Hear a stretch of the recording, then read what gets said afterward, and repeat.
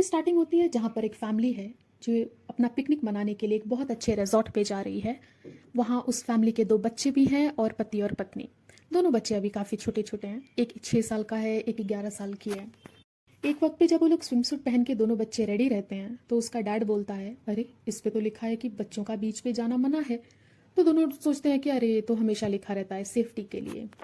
वहाँ पे उस छोटे वाले बच्चे को एक दोस्त बन जाता है। दोनों एक ही उम्र के होते हैं, छोटे-छोटे, दोनों दोस्त बन जाते हैं। और वैसे भी इस बीच पे काफ़ी सुंदर-सुंदर लड़कियों का नज़ारा भी देखने मिल सकता है। सिर्फ वही फैमिली नहीं, 2 और फैमिली, मतलब टोटल 3 फैमिली रिज़ॉर्ट से निकलकर एक बीच वाले एरिया पे जाते हैं। काफ़ी पहाड़ी भरा एरिया रहता है लेकिन वो लोग वहाँ से निकलते हैं और बहुत सुंदर से बीच पे आते हैं। सब वहाँ पे एंजॉय कर रहे होते हैं। तो एक अंकल आंटी उन दोनों बच्चों से पूछते हैं कि तुम लोग का उम्र क्या है, कहाँ से आए हो तुम लोग? तो बोलता है कि 6। तो बोलता है नहीं, तुम तो 11 साल के लग रहे हो। तो बोलता है नहीं, मैं तो 6 साल का हूँ। तो दोनों शॉक हो जाते हैं क्योंकि एक्चुअली वो एज स्पेशलिस्ट होते हैं, वो तो कभी गलत नहीं बता सकते। तब तक उन दोनों बच्चों की माँ वहाँ आती है और वो बोलती है कि मेरे बच्चों को आपने देखा क्या? तो दोनों शॉक हो जाते हैं कि अरे ये दोनों तो इन्हीं के बच्चे हैं, इस पहचान क्यों नहीं पा रही है? वो अपने बच्चों को देख के शॉक हो जाती है। उसका बेटा अपने माँ के गले से लगता है, बाप आता है, बेटी गले से लगती है, लेकिन वो दोनों शॉक हो जाते हैं कि ये दोनों कौन है, क्योंकि एक ही घंटे के अंदर उनकी उम्र 3 साल बढ़ चुकी थी, दोनों बच्चों की उम्र। ये देखकर कि दोनों बच्चों की उम्र बढ़ रही है, वो वाइट शर्ट वाला डर के भागने लगा। और जैसे ही वो पहाड़ी से बाहर निकलने ही वाला था तो पीछे से एक और जो डॉक्टर है, एक फैमिली में एक डॉक्टर भी है, वो भी उसके पीछे भागा और ये दोनों अचानक से अंदर बेहोश हो गए। तो जो अंकल पूछ रहा था ना बच्चों से, वो भी इनके पीछे गया, वो भी बेहोश हो गया। तीनों बाहर बेहोश पड़े थे। तो अचानक से उनको होश आता है, जिनका सिर बहुत भारी फील होता है उनको। तीनों फैमिली टेंशन में आ जाती है कि आखिर यहाँ पे हो क्या रहा है। उसमें से एक वाली जो उसकी वाइफ है, दोनों बच्चों की माँ है, उसको रियलाइज़ होता है ये हम पे भले लेट असर कर रहा है लेकिन बच्चों पे, छोटे बच्चों पे बहुत जल्दी असर कर रहा है। तो वहाँ पे इन दोनों बच्चों के अलावा एक और फैमिली की एक छोटी सी बच्ची थी। वो डॉक्टर अचानक से अपना चाकू निकाला और वाइट शर्ट वाले को मार दिया। सब टेंशन में आ गए, तुमने क्यों मारा? लेकिन अचानक से हम देख सकते हैं कि जहाँ पे उसने चाकू मारा वो अचानक से विदिन अ सेकेंड हील भी हो गया। ये इसलिए जल्दी हील हो गया क्योंकि 1 घंटे में 3 साल बीत रहा है। मतलब इस चोट को लगे कुछ महीने बीत चुके हैं। ये जैसे ही उसने कट किया कुछ महीने बीत गए, मतलब वो हील हो चुका है।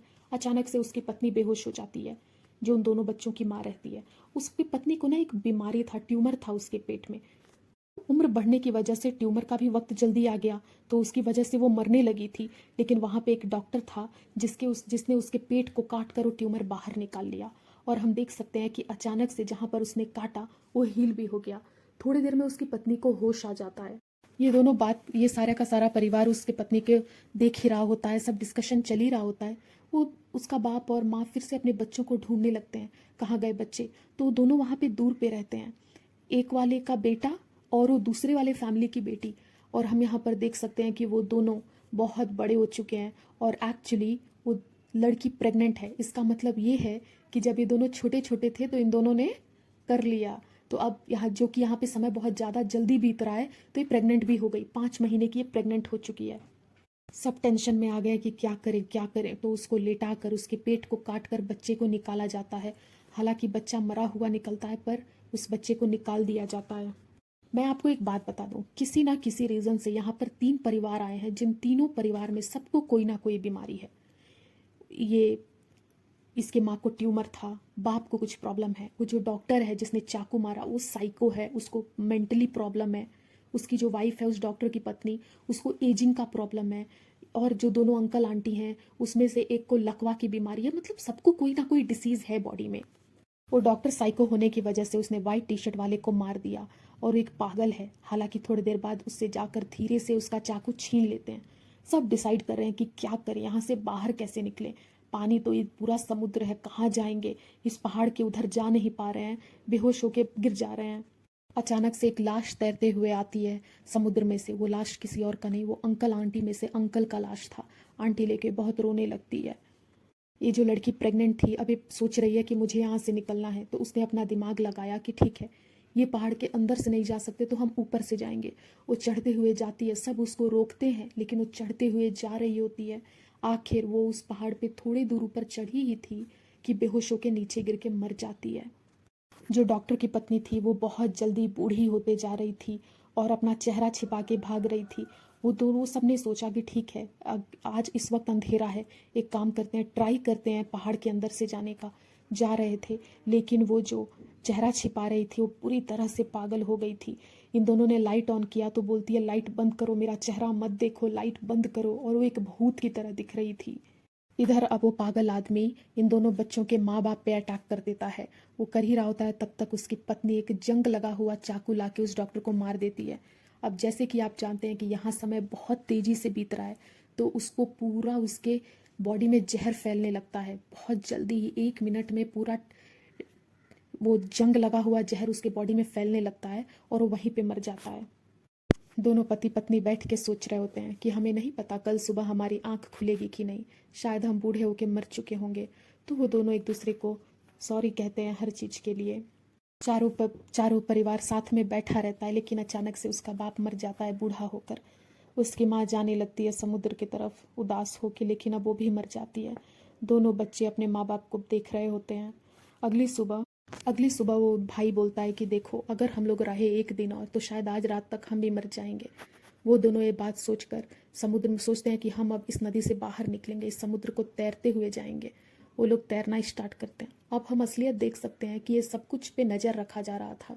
ऊपर एक आदमी था जो पूरा इंस्ट्रूमेंट लगाकर नज़र रख रहा था इन लोगों पे कि कौन कब मर रहा है। उसने एक कॉल किया किसी को और उसने ये बोला कि सब मर चुके हैं, वो जो दोनों लड़का लड़की भाई बहन थे वो भी शायद मर चुके हैं। ये कह के वो वहाँ से निकल जाता है और अपना गाड़ी से लेके निकल जाता है। यहाँ पे हम देख सकते हैं कि ये पूरा एक रिसर्च चल रहा है। मेन वाला डॉक्टर आकर बोलता है कि हमें पता है, हमने कई जानें गंवाई हैं इस रिसर्च में, आज भी 72 लोग मर चुके हैं इस रिसर्च में, पर इस बीच की वजह से हम लोगों का पर इस रिसर्च और इस बीच की वजह से हमने हजारों लोगों की जान बचाई है। आज ही एक औरत ट्यूमर से परेशान थी जो जो 3 घंटे तक और जिंदा रही, क्योंकि हमने वो ट्यूमर पहले ही निकाल दिया। ये उसके माँ की बात कर रहा था और वो और 3 घंटे जी।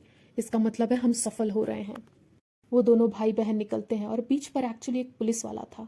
उसको बोलते हैं कि आप पुलिस वाले हो, तो बोलता है हाँ। एक्चुअली यहाँ पे जो भी गेस्ट आते हैं उनको पहले ही एंट्री करते वक्त ही उनको कोई जूस दे दिया जाता है। तो यहाँ पर एक न्यू गेस्ट एंट्री कर रहा था, उसके लिए भी जूस लेके खड़ी थी वेट्रेस। न्यू गेस्ट जैसे ही जा रहे थे तब तक वो दोनों भाई बहन आकर उसका ग्लास गिरा देते हैं और सबको वहाँ पर बताते हैं कि उनके साथ क्या हुआ। वो सारे के सारे शॉक हो जाते हैं, अंदर रिसर्च टीम भी शॉक हो जाती है। पुलिस आती है, सबको पकड़ के लेके जाती है। वो छोटा वाला बच्चा एक्चुअली उसके फेस को पकड़ा हुआ था, जो पहले उस दोनों दोस्त थे, राइट। उसके बाद हेलीकॉप्टर से जितने भी गेस्ट थे सबको रेस्क्यू कर लिया जाता है। मूवी तो काफ़ी अच्छी थी। आप लोग को कैसी लगी कमेंट करके बताएं। हाँ, उसके बाद ना वो रेड कलर का एक बटन है जिसपे सब्सक्राइब लिखा रहता है, उस पर ना क्लिक कर दीजिए। हाँ, और नेक्स्ट मूवी आपको जो भी चाहिए कमेंट कर दें ताकि मैं आपके लिए ला सकूं। तब तक के लिए गुड बाय।